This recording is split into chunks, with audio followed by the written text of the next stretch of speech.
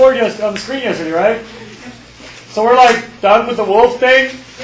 All right. And then I had one more slideshow that's just a wrap up. You've seen all this.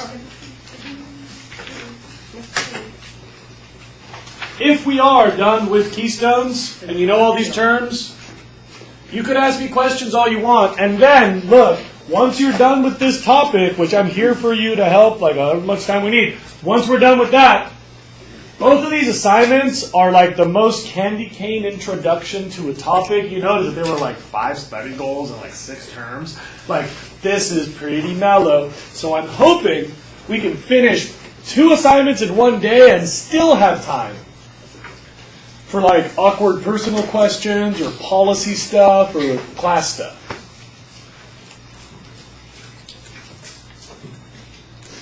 First, the 2.1 vocab. Are there any questions?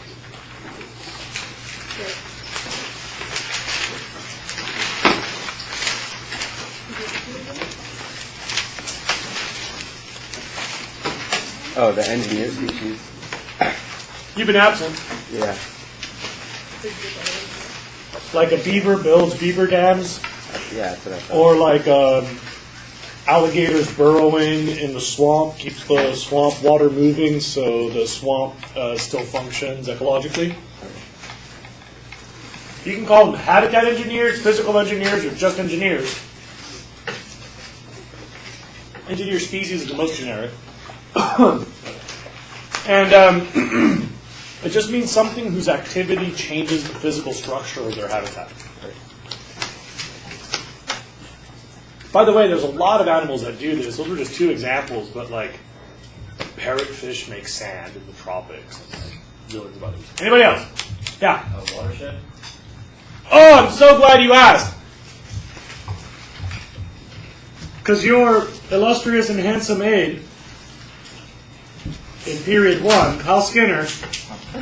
Nah, just kidding. Kyle Skinner messed up the slideshow that was made by Edward Gary, who is the illustrious and handsome one. He made me this slideshow so I could answer your question about watersheds. This is a map of Santa Barbara, and I hope you can see it. If you want, there's another version back there by the microwave, if that's closer to you. The yellow lines divide the watersheds.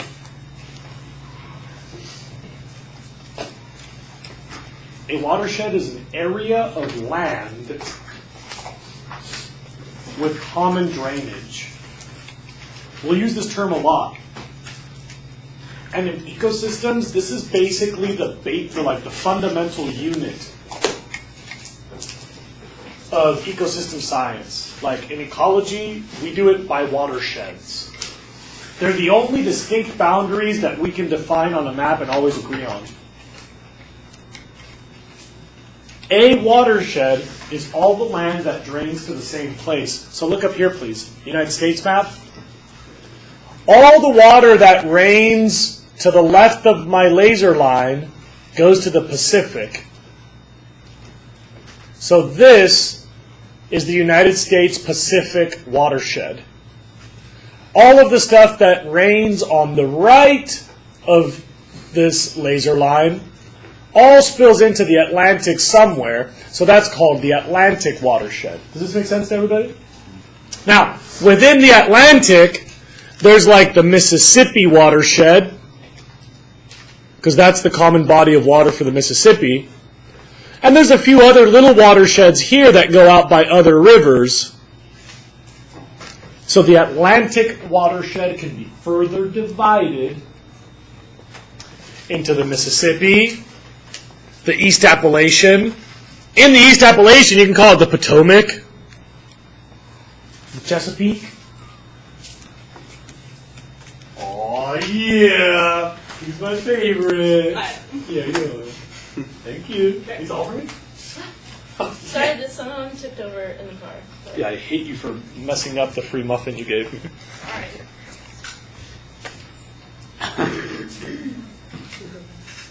I win.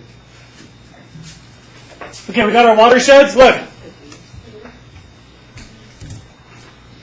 Ignore the writing on the side. This is the Arroyo Burro watershed. Here's a fun fact for you. My house I'd have to walk uphill to get to Ealing's Park. From my house, I live like right there. Right where that L is, kind of. So I gotta walk uphill, and then I walk down into Ealing's. So is my house in this watershed? No. Because when I water the lawn, I got to go uphill to Ealing's, but I don't have a lawn. But when I water my driveway, I have to walk uphill to Ealing's, but the water's running this way, to the right, downhill, into the next one over. Because I live right there, I'm divided by a ridge line. All watersheds are defined by ridge lines. The water off my driveway goes into this one. Or something. You can imagine this. If someone were to stand at the absolute crest of the Rocky Mountains, you could simultaneously pour coffee into both oceans. Right? That ridge line divides them. So if you pour that coffee right on the ridge line, some of that coffee will go tumble, tumble, tumble, tumble, tumble, tumble, tumble, tumble, Pacific. And some of that coffee would go tumble, tumble, tumble, tumble, tumble, tumble, tumble, tumble, Mississippi, Atlantic. Key fact, keep in mind, ridge lines define watersheds because water only goes downhill. Done with watersheds? Next vocab.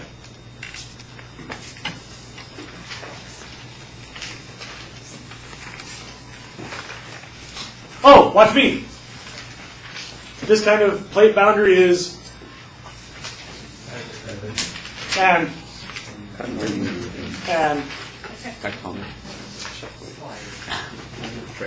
transform.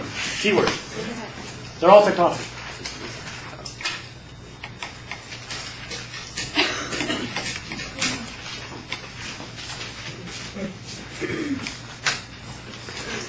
When the angry cloud blows air offshore, when you have offshore wind, that air movement will also move water, and you get an offshore current.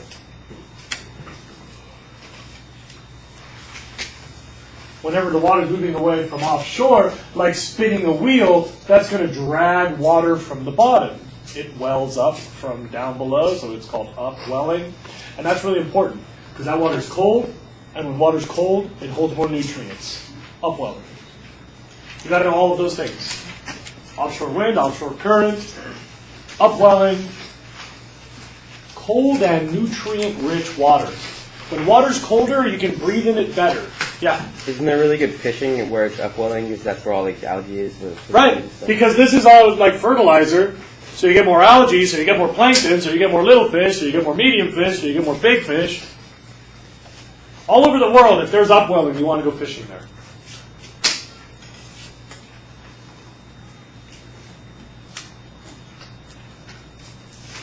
Who else? Other vocab. Anything else on 2.1 or 2.2 vocab? Terminology, biological release, and biological output. Is that in a study goal? Yeah. Let's do it there.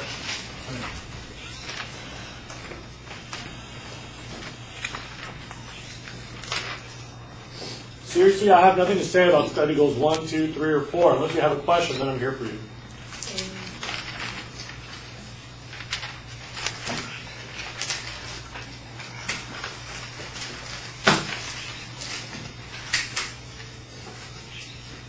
Fine. You sure? No questions? 1, 2, 3, 4?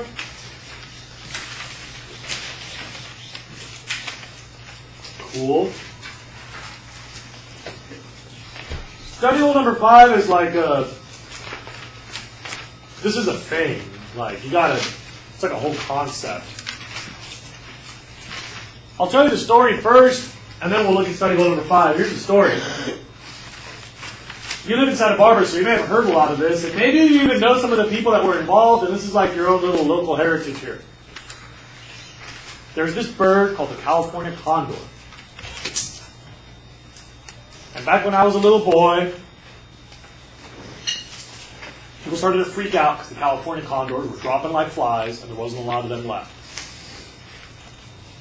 Anybody know why they were going extinct? Yeah? Like, is it lead bullets that they would eat and then die? Yeah, we believe that was one of the primary issues, although you should know that hunter and ammunition and gun right lobbies have challenged that assertion, but most ecologists I know believe that the lead poisoning was a primary issue because they eat dead animals. And so if I shoot deer and that deer runs off and dies in the bushes, I can't get it, but that's choice condor food.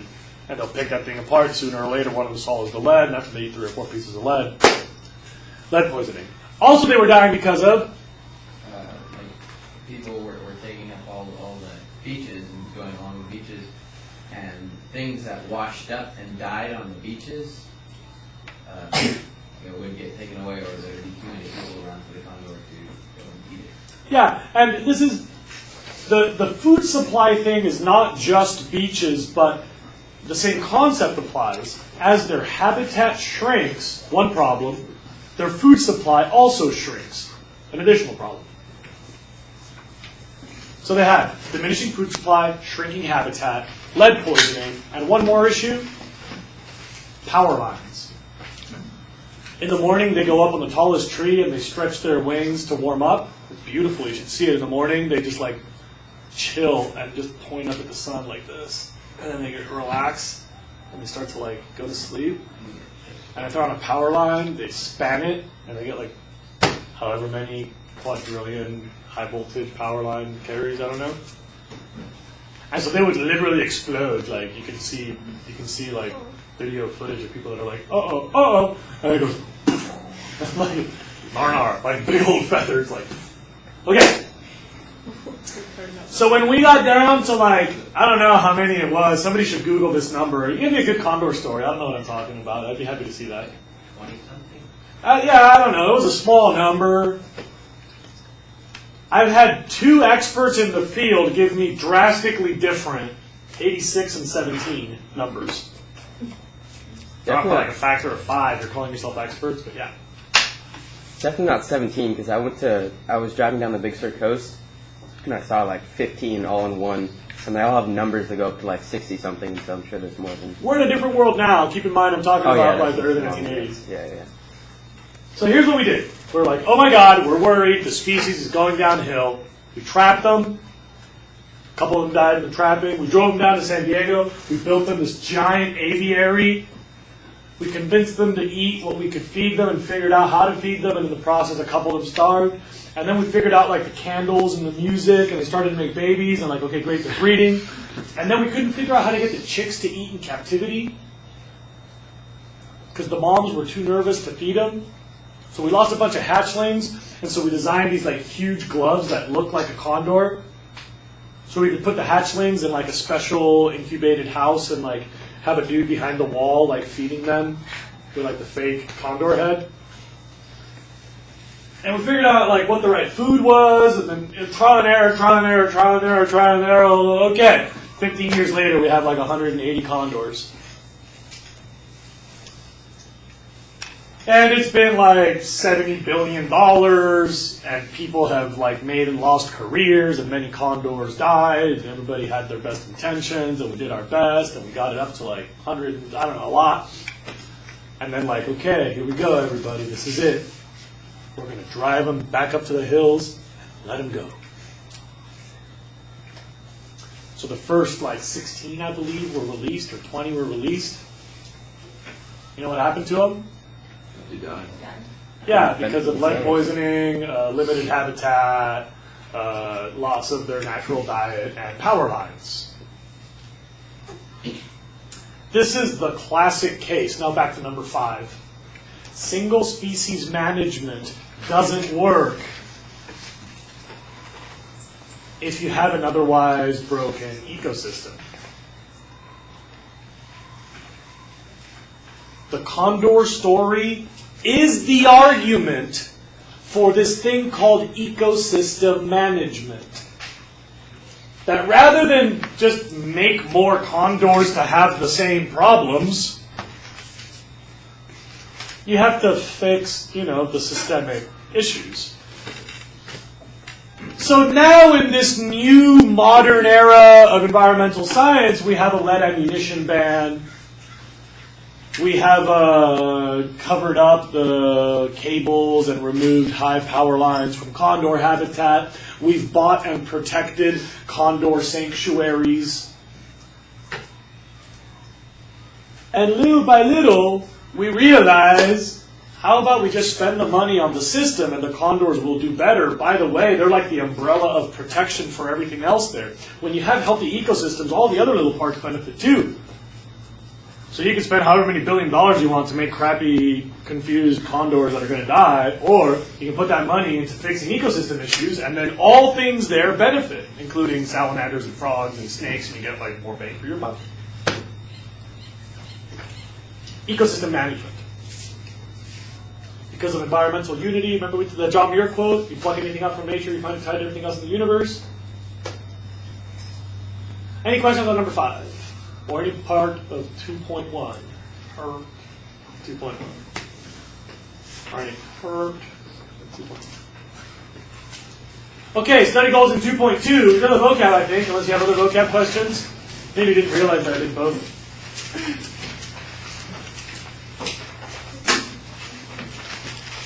2.2 vocabs.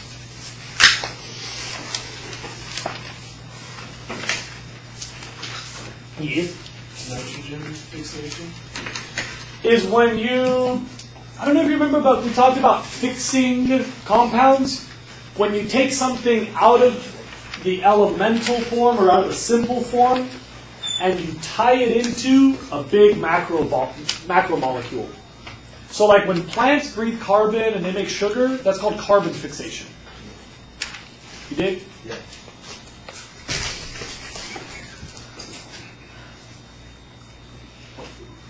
Other vocab I could help you with? Again, in these study goals, there's a bunch I don't need to talk about. I got to assume you're doing your homework. I just sort of glazed these, yes? Denitrification. That's,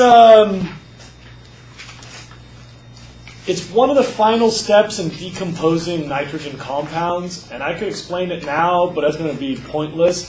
If you give me 2 days, I'll do the nitrogen compound on Monday, the nitrogen cycle on Monday, and it'll be right there. That's where I'll draw it, I promise, right there. It'll be step number 1, 2, 3, 4, 5, 6, 7. And it's one of the steps in the breakdown of nitrogen compounds. It's when you break NO2 into nitrogen gas and oxygen. Number 7, which is like a full component of Oh, well, I'm glad you're ready. I wanted to actually talk about number 6, and then we'll get to number 7. And I didn't actually want to talk about it. I just want to assume that you did the homework. That process, when you have too many nutrients, that's called eutrophication. In number 6, that story about Lake Washington with all the sewage from Seattle, I got to assume you're doing the homework. I'm just rolling. If you did number 6, that's called eutrophication. Okay, what do you want about number 7? Just, I couldn't find this. There's a, make a little note in there. There's a diagram in your reading packet. Does anybody know the 4 spheres? They are... Atmosphere, hydrosphere, lithosphere, and biosphere. Right. Okay. Atmosphere, like you know about. Hydrosphere is the water stuff. Biosphere is all the living stuff, and lithosphere is all the rock.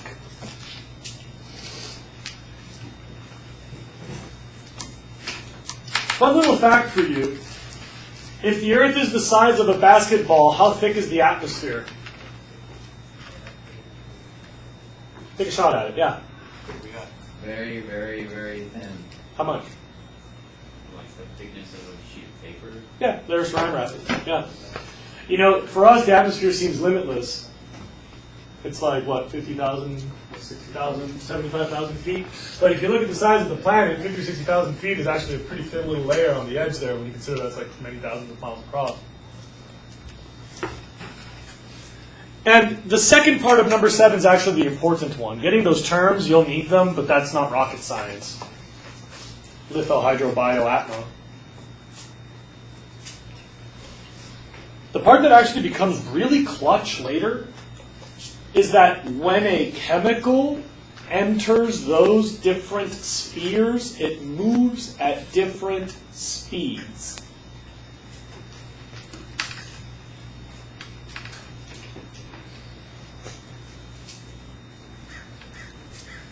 In a huge building, if somebody somehow creates a very strong foul odor, you smell that right away.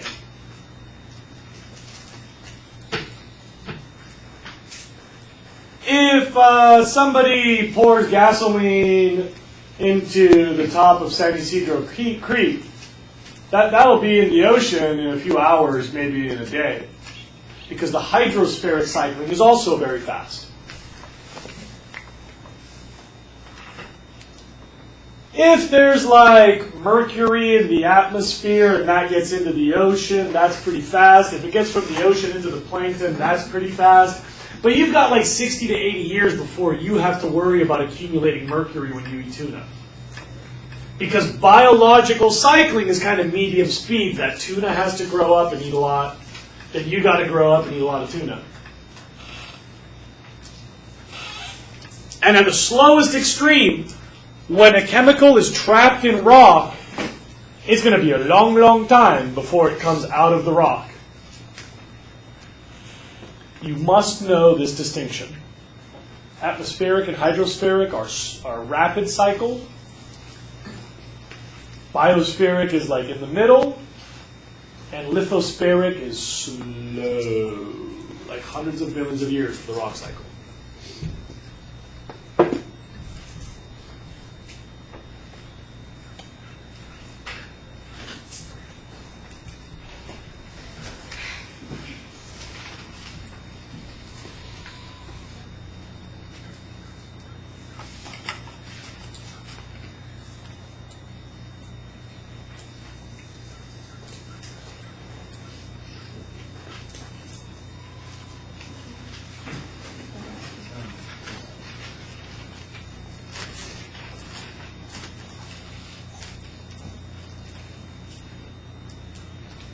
Okay.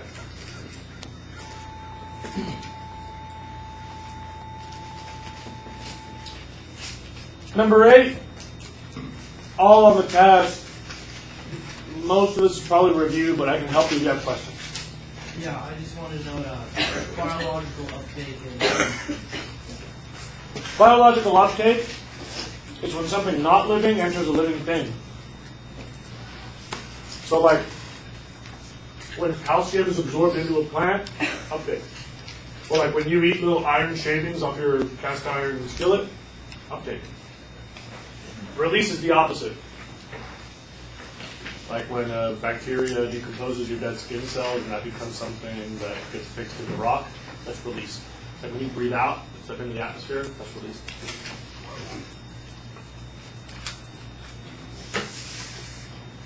Anybody else? 13.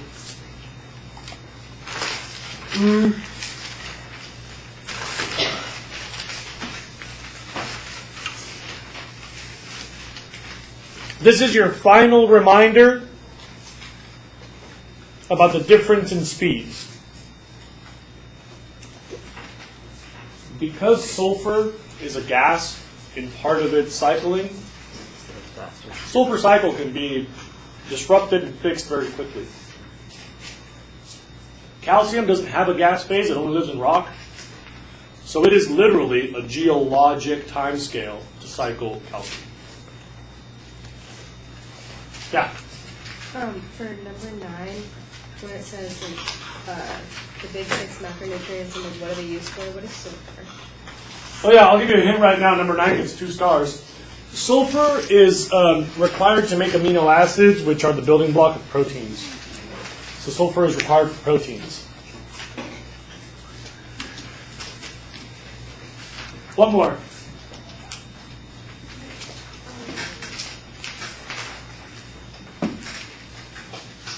For 13, what causes the difference between The gas phase versus no gas phase. Sulfur has a gas phase, so it moves fast.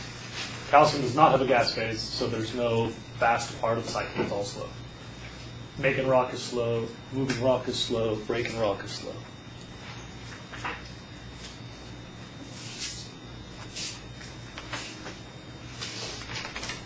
You got your carbon, hydrogen, oxygen, nitrogen, phosphorus, sulfur. You've got your terminology for the rock cycle.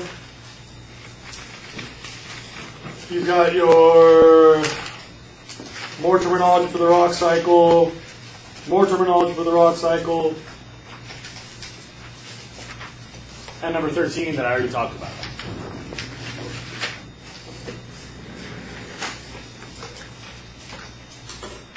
This is where my job gets kind of shaky. And I've had some teachers say, oh, that's rad. And other teachers say, oh, dude, you're kind of blowing it with that.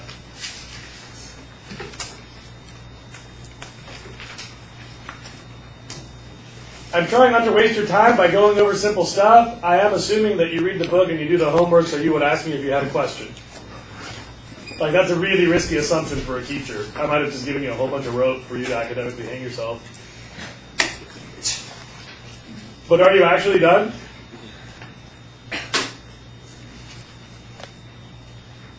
Yes?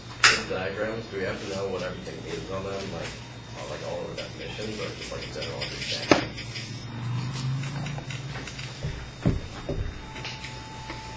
I guess you would need to know what those terms are. Because when, like, I've been talking science since I was your age, so by now, like biological uptake, I'll just use that in a sentence and move on as part of a serious conversation.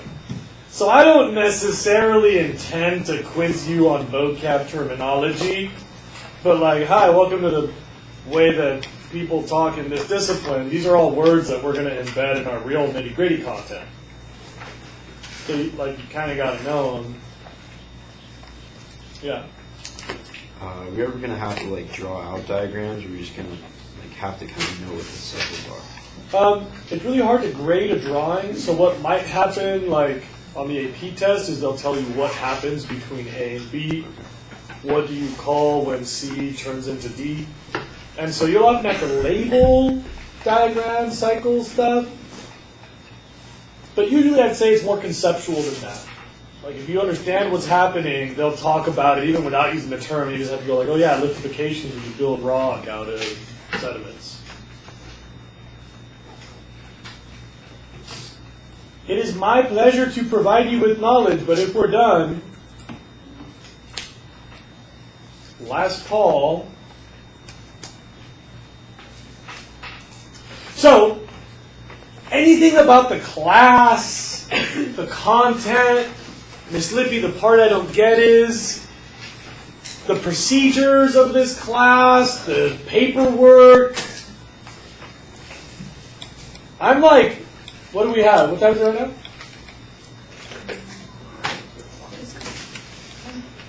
10:37.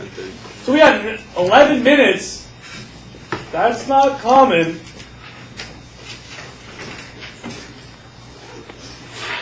About the extra credit articles,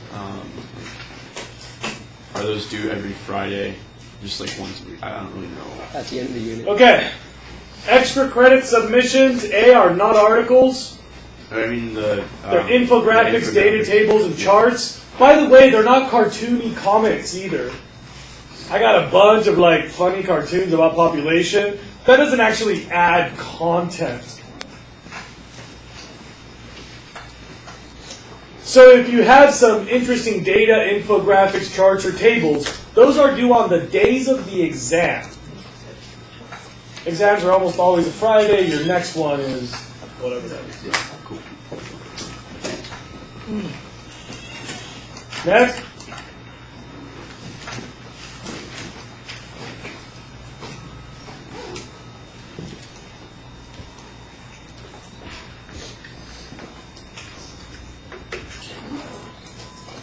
content, policy, classwork, paperwork. Okay. Oh, was that a question? Is 14 to 18 schedules from chapter 5? I'm gonna guess yes.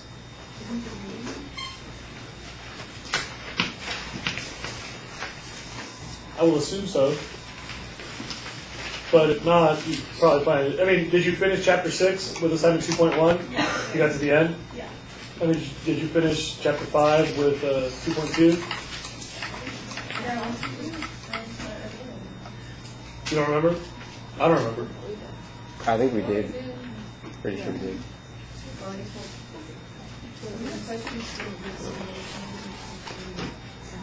I think it's chapter 5. It's talking about the Bible. I did too. It is definitely in chapter 5. I'm looking at the carbon cycle right now in chapter 5.